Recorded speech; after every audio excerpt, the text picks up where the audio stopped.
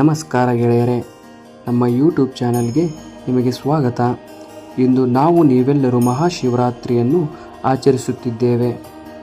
ಬನ್ನಿ, ಈ ಮಹತ್ವದ ದಿನದ ಬಗ್ಗೆ ಸ್ವಲ್ಪ ತಿಳಿದುಕೊಳ್ಳೋಣ.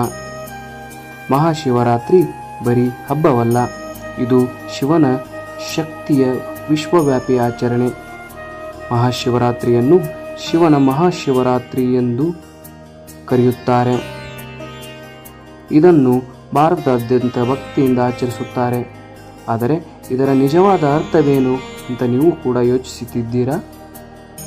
ಭಕ್ತರಿಗೆ ಇದು ಜಾಗೃತಿ ಮತ್ತು ಪರಿವರ್ತನೆಯ ರಾತ್ರಿ. ಈ ರಾತ್ರಿ ಶಿವನು ಸೃಷ್ಟಿ, ಸ್ಥಿತಿ ಮತ್ತು ಲಯದ ತಾಂಡವ ನೃತ್ಯ ಮಾಡಿದ ಅಂತ ಪುರಾಣಗಳಲ್ಲಿ ಹೇಳಲಾಗಿದೆ. ಈ ರಾತ್ರಿ ಶಿವನ ದಿವ್ಯ ಶಕ್ತಿ ಅತ್ಯುನ್ನತ ಮಟ್ಟದಲ್ಲಿರುತ್ತೆ ಅಂತ ನಂಬಲಾಗುತ್ತದೆ.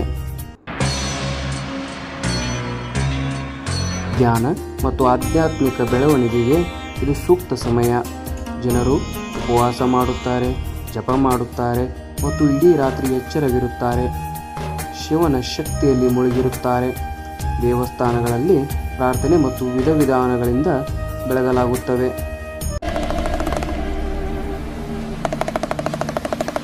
ಸಮುದಾಯವನ್ನು ಭಕ್ತಿ ಮತ್ತು ಸಂತೋಷದಿಂದ ಒಟ್ಟಿಗೆ ತರುತ್ತವೆ.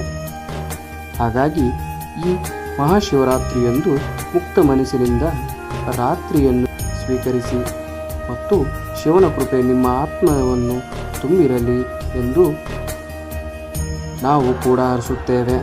ಮುಂದಿನ ವಿಡಿಯೋದಲ್ಲಿ ಭೇಟಿಯಾಗೋಣ. ಅಲ್ಲಿವರೆಗೂ ಹರ ಹರ ಮಹಾದೇವ.